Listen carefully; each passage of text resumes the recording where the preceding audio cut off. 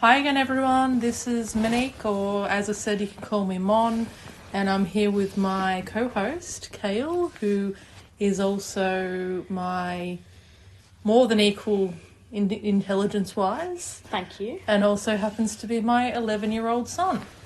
And fun fact about him, which has inspired our episode today, he is a fan of the monarchy, the royal family. Yes. And I don't have any objection to your fascination. We all have our loves. I love reality trash TV. Yep. Not everyone agrees with that. But I am intrigued to hear from you, what is it about the royal family, the English royal family, that fuels this fascination of yours? I've always been fascinated with, like people with higher stature. Like, Higher status? yeah, I like how, and I know that this doesn't really go for the royal family, you kind of get born into it. Mm-hmm. But I kind of like how you kind of need to rise the ranks a bit. Okay. And is it sort of like how the other half live? Like us plebs Yeah. versus Yeah. the royal family? Yeah, that's like my wish. Yeah. But, there would be a lot of things about it that wouldn't be that fun. Like, everything you do is under a microscope.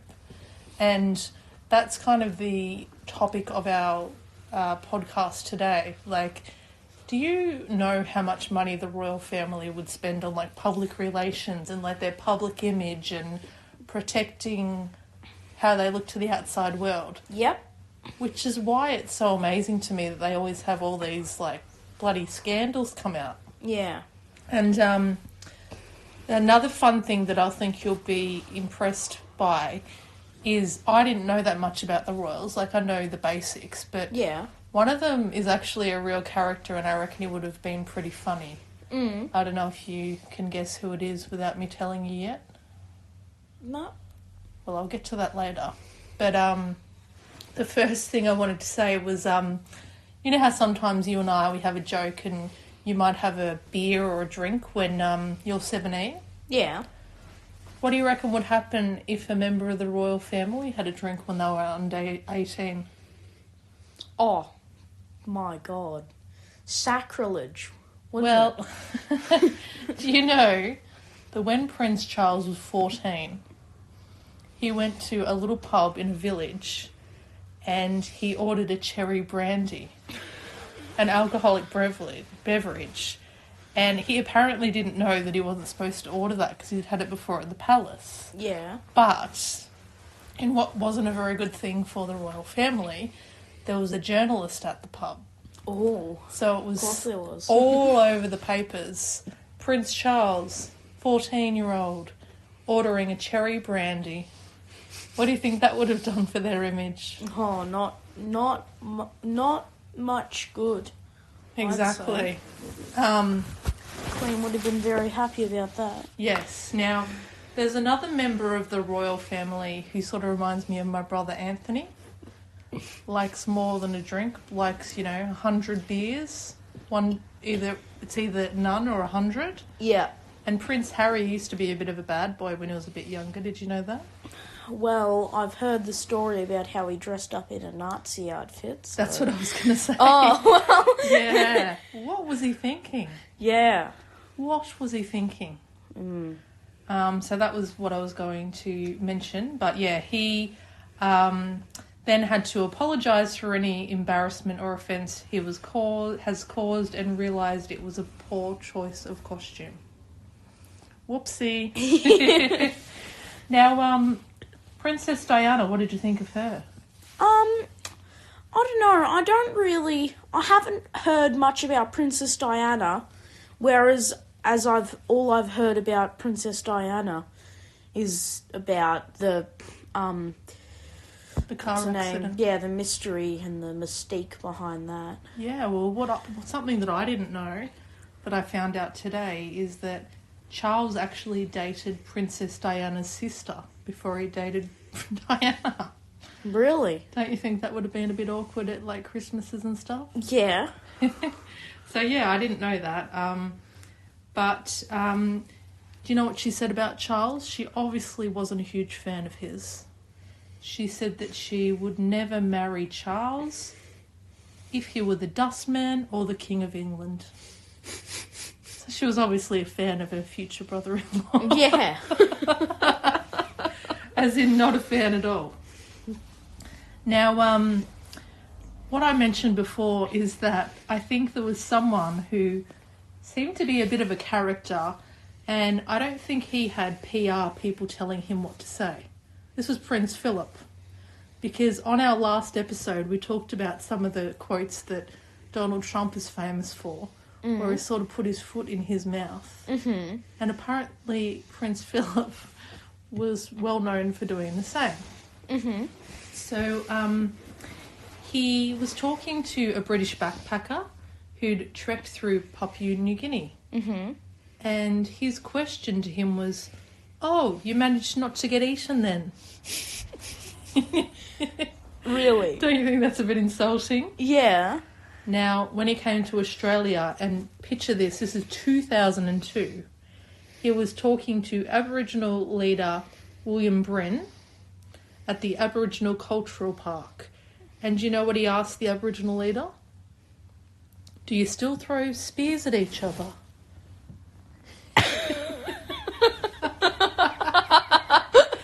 Do you think that's appropriate? No, especially not if...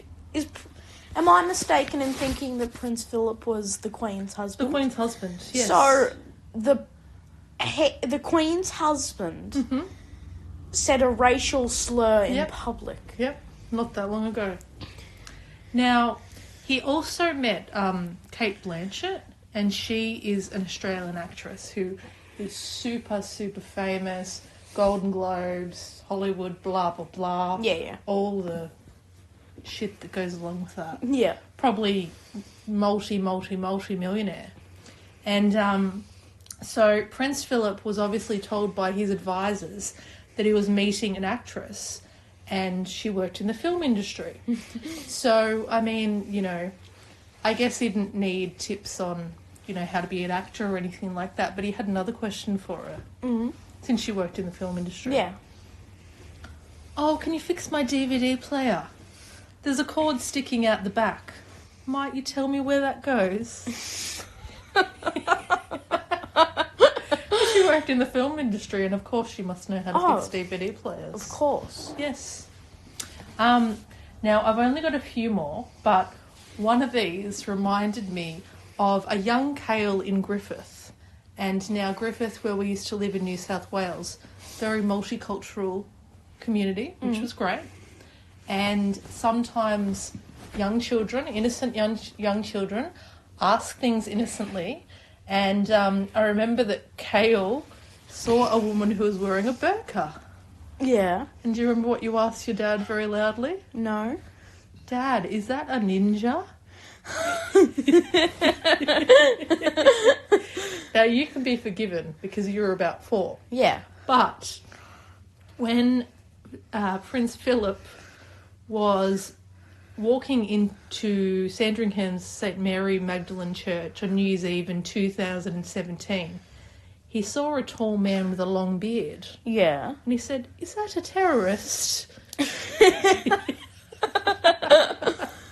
You can't say that. No, you can't. You can't even say that if you're Cale Campbell as an 11-year-old, let alone Prince Philip, one of the most powerful men in the UK. Yeah. But apparently he did. Now, he said, I've got 2 more things that he said that were very inappropriate and probably the worst thing you could say in the situations he was in.